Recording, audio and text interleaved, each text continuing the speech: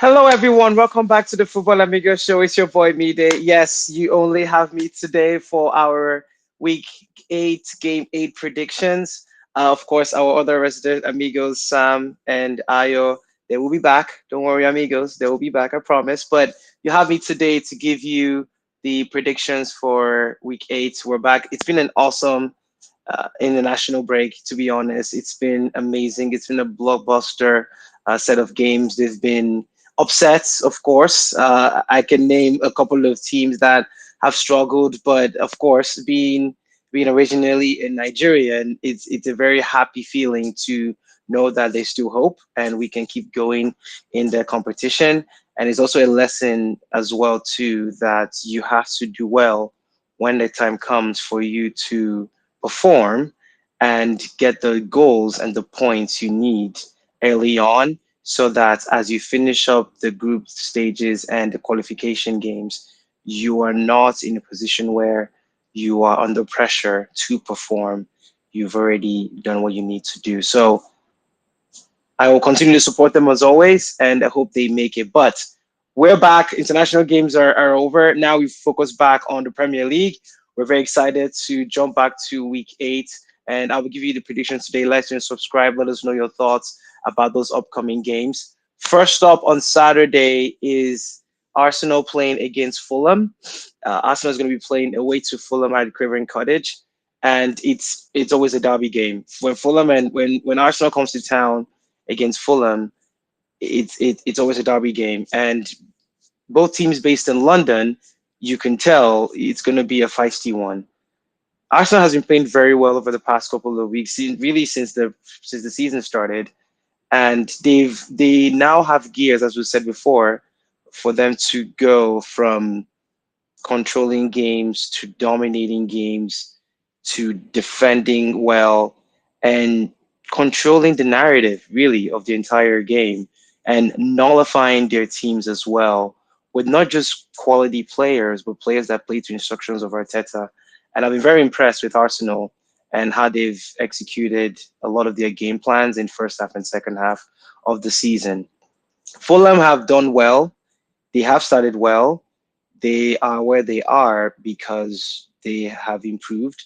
They have made some acquisitions that none of us really don't know much about. Some of those players where you can see their performance in Kevin from Brazil that I've mentioned before, one to look out for, and of course Josh King as well too. He has this drive in him in the middle to take on players and make things happen. It's going to be a very interesting game. Of course, our resident Arsenal fan Ayo would say, of course, Arsenal is going to dominate. I can see that. However, Fulham have this thing where when they play well, they become very difficult to beat.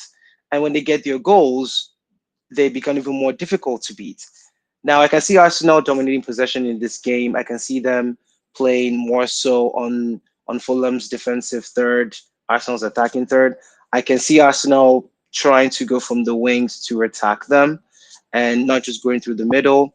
I can see Gyökeres scoring. I know he'll be very frustrated with some of Sweden's performance in this past weekend's international games. He would want to make his statements back, and what a way to do that against a Derby team in Fulham.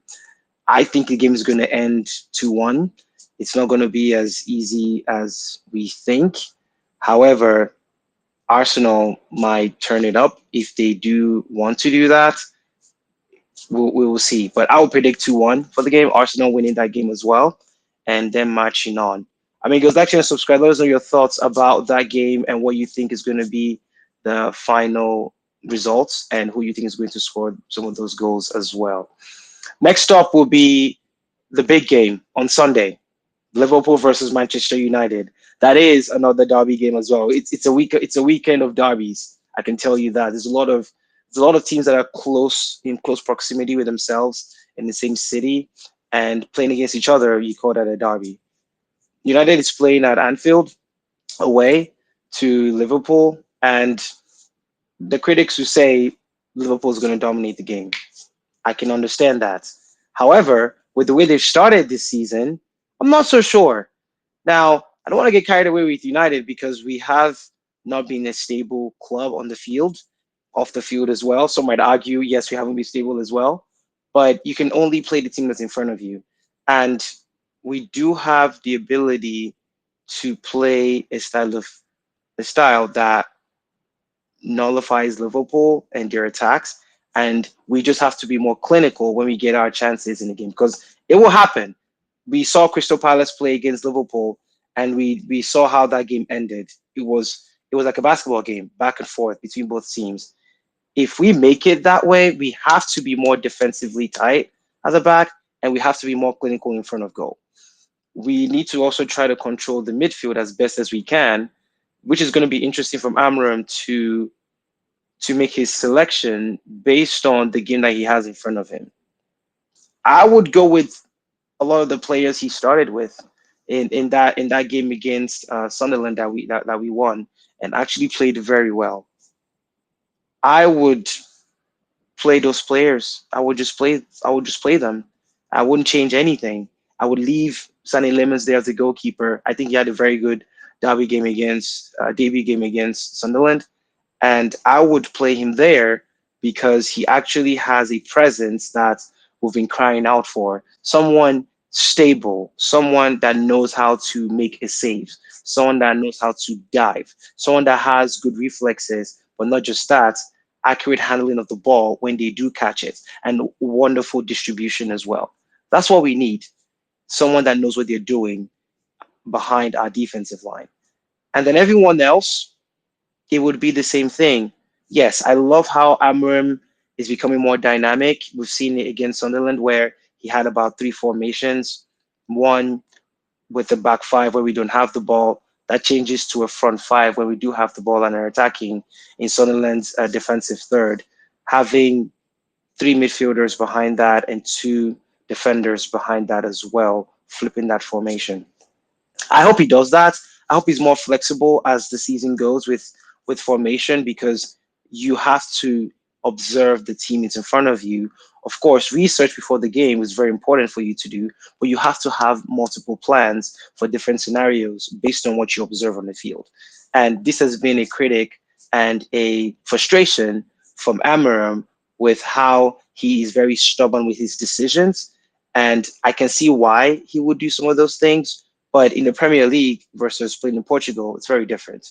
You have to have different plans. You can't keep playing the same way you played in Portugal, in England, because you just have a higher quality of players.